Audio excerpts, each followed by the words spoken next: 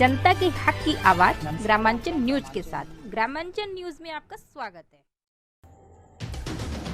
राष्ट्रीय युवा हिंदू वाहिनी कानपुर महानगर कार्यालय में निष्पक्ष न्याय की मांग को लेकर 9/8/2020 समय 12 बजे प्रेस कॉन्फ्रेंस आयोजित की गई, जिसमें संगठन के राष्ट्रीय प्रचारक के द्वारा बताया गया कि माननीय राष्ट्रीय अध्यक्ष महंत गोस्वामी अनुराग भृगुवंशी फर्जी मुकदमे के तहत फंसाया गया, जिसकी मेडिकल रिपोर्ट में कहीं उस महिला के साथ कोई घटना नहीं आई है। महोदय हिंदुत्व को लेकर लगातार प्रचार प्रसार करने की वजह से आज विरोधियों के द्वारा उनके ऊपर गलत आरोप लगाकर उन्हें गिरफ्तारी कराए गए हैं, जो कि हम सब कार्यकर्ताओं भारतीय जनता पार्टी सरकार के लिए सदैव तत्पर रहने वाली संगठन राष्ट्रीय युवा हिंदू वाहिनी, जिसके मुखिया माननीय राष्ट्रीय अध्यक्ष श्री गोस्वामी अनुराग भृगुवंशी हैं।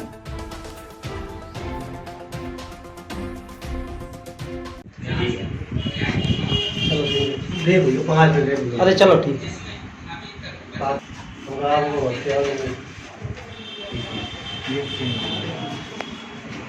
गजमान भाई सवाल पूछे थे तुमने?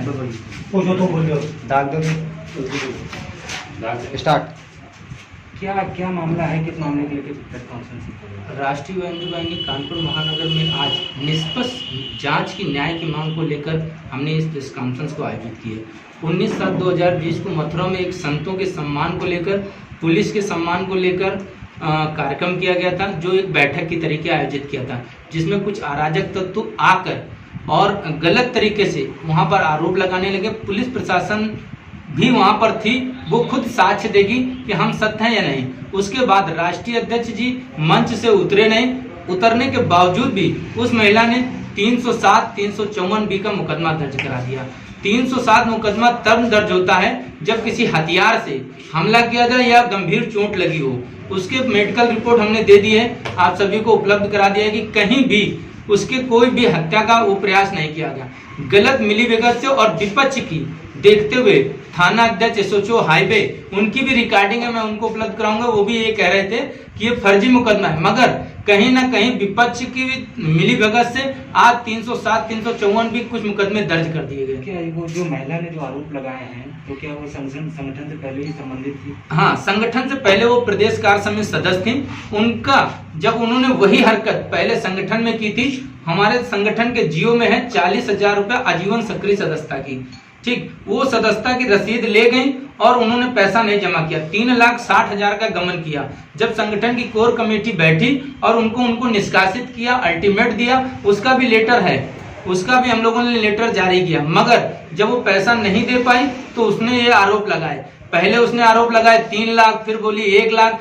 उसके पास यदि 1 लाख राष्ट्रीय अध्यक्ष जी के अकाउंट में दिए हों तो उसकी कॉपी प्रस्तुत करे, उसके पास कोई रिकॉर्ड हो वो प्रस्तुत करे। अभी तक 2018 में जो उसने हाईवे थाने में मुकदमा दर्ज कराया था, अभी तक उस पर भी कोई कार्रवाई नहीं हुई, क्योंकि जब गलत है तो गलत है। अभी तक उन्होंने संगठन का पैसा वापस नहीं किया और कुछ लोग मिली भगत से राष्ट्रीय अध्यक्ष जी के सम्मान को उनके बिगाड़ने का काम कर रहे हैं।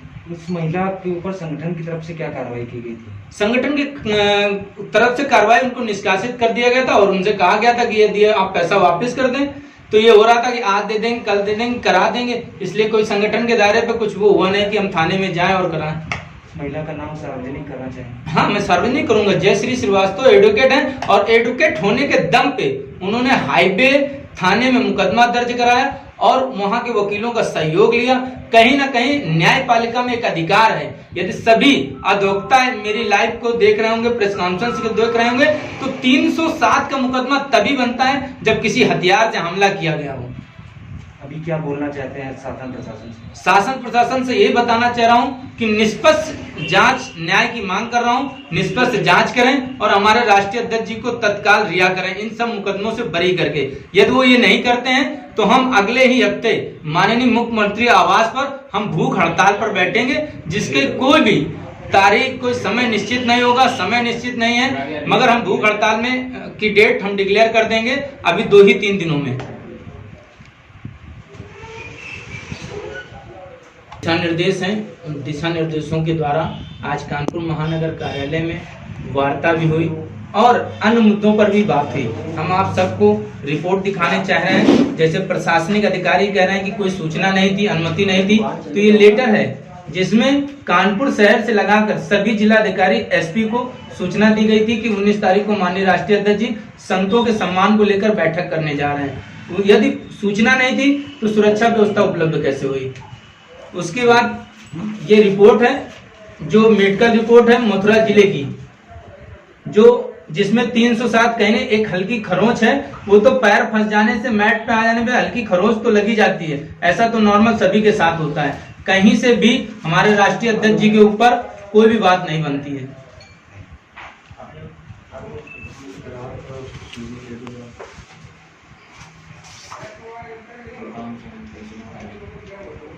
कल एलआईओ फोन कर रहा है।